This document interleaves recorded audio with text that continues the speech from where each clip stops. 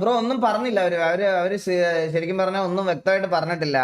അവരുടെ mental health അങ്ങനെ കുറച്ച് കാര്യങ്ങളൊക്കെ ആയിട്ട് മാത്രമേ പറഞ്ഞുള്ളൂ. അല്ലാതെ അവര് ഈ പറയണത് പോലെ ഇത് പറഞ്ഞിട്ടില്ല, എന്താണ് ഇതിന്റെ പുറകെയുള്ള റീസൺ എന്ന് പറയുന്നത്. പക്ഷേ ഒരു കാര്യം പറയണമെന്ന് വെച്ചാൽ HF അടി കൊണ്ട് മെഴുകി തീട്ടങ്ങ് പറയാതിരിക്കാൻ വയ്യ. ആദ്യം എന്നിട്ട് ലൈവ് ഇട്ടിട്ട് സ്റ്റീവ് ഹാക്ക് ആണെന്ന് സ്റ്റീവ് ലൈവിൽ POVയും കാണിച്ചു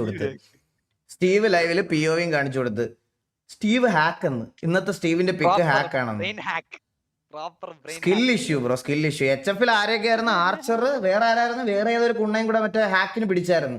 സ്വന്തം കൂട്ടത്തിലുള്ള മാണങ്ങളെ ആദ്യം നന്നാക്ക്, എന്നിട്ട് മതി പുറത്തുള്ള ഉപദേശം. മനസ്സിലായ? സ്വന്തം കൂട്ടത്തിലുള്ളവന്മാരെ ആദ്യം ഉപദേശിച്ച് നന്നാക്ക്. മറ്റേ ഹാക്കിട്ട് കളിക്കണ്ട, സ്കില്ല് ഇതാക്കിട.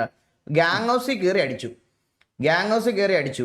ആൻഡ് ഇന്നലെ ബെല്ലാരി ആയിട്ട് വാറെടുത്തിട്ട് നമുക്കിട്ട് നന്നായിട്ട് കുണച്ചായിരുന്നു. അപ്പം അതുകൊണ്ട് തിരിച്ച് നമ്മൾ കൗണ്ടറായിട്ട് കുണയൊന്നുമില്ല. ഒരു സുനിമോന്റെ കണ്ടന്റ് കയ്യിലോട്ട് അങ്ങ് വെച്ച് തരും, കണ്ട് നക്കിയിട്ട് പൊക്കോണം.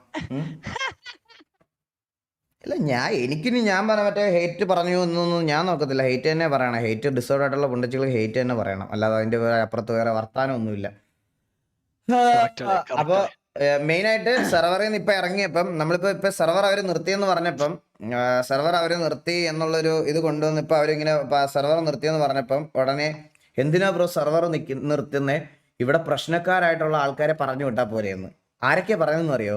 CM, R34, ഹെൽഫയർ, ഈ 3 ഗാങ്സ് ആണ് പറയുന്നത്. അവരെ പറഞ്ഞു വിട്ടാ പോരെയെന്ന്.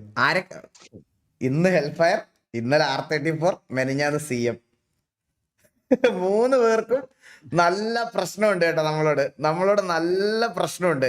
അതുകൊണ്ട് ഈ 3 പേരും ലൈവ് VCയിൽ അവിടെ സ്വർഗരാജ്യത്തിന്റെ VC പോയിരുന്ന് കരയുന്നുണ്ട്. കുഴപ്പമില്ല. Get good. എടാ നീ RP കളിക്കുന്നില്ലല്ലോ രഘുലേ, നിനക്ക് അറിയത്തില്ലല്ലോ ഇതിനകത്ത്. ആരെങ്കിലും അറിയാവോ നിനക്ക്? ഞാൻ പിന്നെ എന്തിനു നിന്നോട് പറയണേ? ഏലക്സ് ഉണ്ടോ? അടി കൊണ്ട് എല്ലാ പയ്യന്മാരും ഉണ്ടല്ലേ. ഡിസേർവ്ഡ്. Get good. അല്ലാതെ ഒന്നും പറയാനില്ല.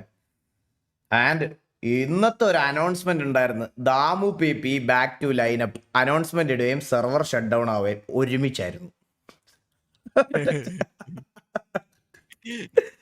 ദാമു കംബാക്ക് അടിച്ചപ്പോ സെർവറേ കളഞ്ഞു അവര്.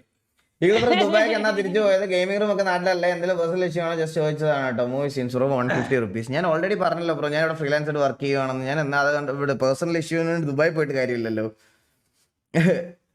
ഗെയിമിംഗ് റൂം നാട്ടിലുണ്ട്, ഇവിടെ എനിക്കൊരു ഗെയിമിംഗ് റൂം ഉണ്ട്.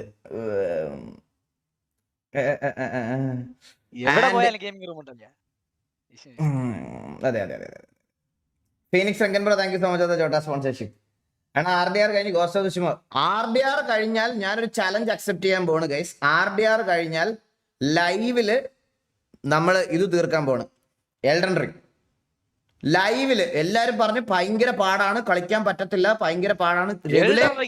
റെഗുലേ നിനക്ക് കോള് വിളിക്കാൻ പറ്റിയ ബോസ് ഫൈറ്റ്, ഡോഡ്ജ് ഫൈറ്റ് അത് തന്നെ അളിയ. ലൈവില് നമ്മൾ എൽഡൻ റിംഗ് കളിച്ചു തീർക്കുന്നു, അടിച്ച് തൂഫ് അളിയ, അത്രേ ഉള്ളൂ അളിയ. പക്ഷെ